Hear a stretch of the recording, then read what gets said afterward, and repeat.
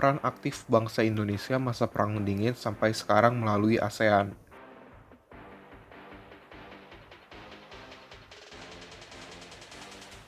Latar belakang terjadinya Perang Dingin. Terjadinya perebutan pengaruh antara Amerika dan Uni Soviet, perbedaan pandangan tentang wilayah antara Amerika Serikat dan Uni Soviet, keinginan Amerika Serikat dan Uni Soviet untuk berkuasa di bidang politik ekonomi. Perkembangan Perang Dingin. 1. Pembentukan Komiform tahun 1947. 2. Pembentukan NATO tahun 1949. 3. Perjanjian Cina dan Uni Soviet tahun 1950. Sistem aliansi. Dalam perkembangan Perang Dingin, muncul beberapa bentuk aliansi, baik yang dilakukan oleh negara-negara Blok Timur maupun negara-negara Blok Barat. Hal tersebut kemudian menghasilkan senjata-senjata muktakir yang ada saat ini. Perkembangan dalam bidang militer. Persaingan yang paling mencolok pada saat Perang Dingin ada di bidang militer.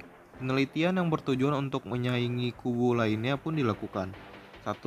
Satelit pertama yang diluncurkan oleh Uni Soviet pada 4 Oktober 1947. 2. Astronot pertama yang mencapai luar angkasa. Perkembangan dalam bidang antariksa. Saat Perang Dingin, perkembangan di antariksa juga berkembang. Beberapa perkembangan dalam bidang antariksa selama terjadinya Perang Dingin.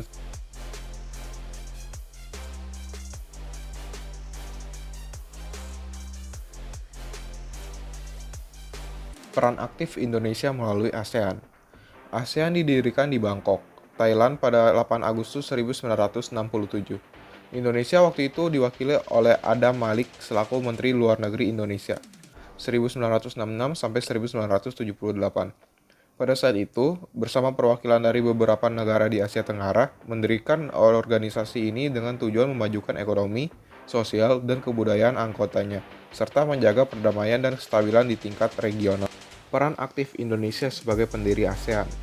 Peran Indonesia dalam perdamaian dapat dibuktikan dari bantuan Indonesia sebagai pihak penengah dari konflik di Kamboja dan Vietnam. Perintis pembentukan ZOFAN. Pada 27 November 1971, Indonesia menjadi pendorong dalam pembentukan ASEAN Zone for Peace, Freedom, and Neutrality. ZOFAN merupakan pernyataan yang ditandatangani oleh Menteri Luar Negeri ASEAN di Kuala Lumpur, Malaysia. Pembentukan ZOFAN mendorong anggota ASEAN untuk berkomitmen menjamin stabilitas dan keamanan Asia Tenggara dari campur tangan dari pengaruh Blok Barat dan Blok Timur selama Perang Dingin berlangsung. Dan ASEAN akan berusaha memperluas bidang kerjasama. Penyelenggara KTT pertama ASEAN. Pada 23-20 Februari 1976, Indonesia diberi kepercayaan sebagai penyelenggara pada KTT 1 ASEAN di Bali. Pada acara tersebut, para menteri luar negeri negara-negara di ASEAN menandatangani Agreement on the Establishment of the ASEAN Secretariat.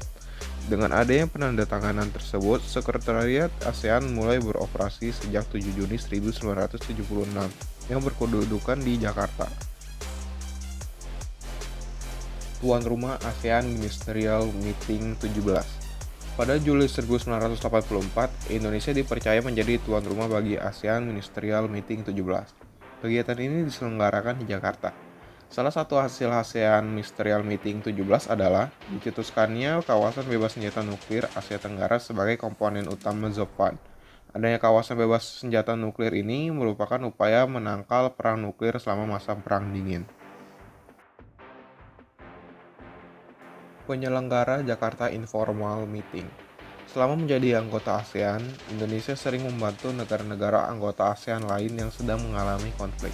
Pada 1988, Indonesia menyelenggarakan Jakarta Informal Meeting di Istana Bogor. Pada saat itu, Indonesia menjadi penengah konflik antara Vietnam dan Kamboja. Pertemuan tersebut membuka jalan untuk memasuki konferensi perdamaian di Paris pada 1989.